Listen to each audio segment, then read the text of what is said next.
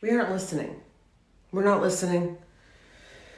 We're not listening to ourselves, so then we're not listening to each other, and then we're all just yelling, and we're all miserable. So many of us are just miserable. We feel overwhelmed.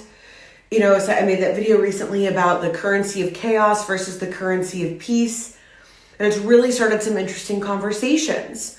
I read something recently, and it was like people who make $700 an hour have convinced people who make $25 an hour that the people who make $7.25 an hour are the problem.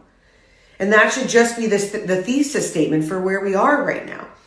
There's culture wars. There's everything. If you're not, if you don't have the exact same experience that I have, then you don't get it.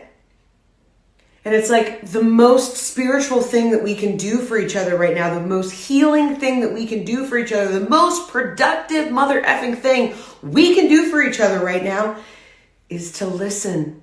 How are we going to hear anybody else when the majority of us don't even listen to ourselves? We know we're supposed to do something different, but guess what? We don't. You're right. So we stay in things that aren't good for us. We stay small. We don't go after that business because we don't want to listen to ourselves.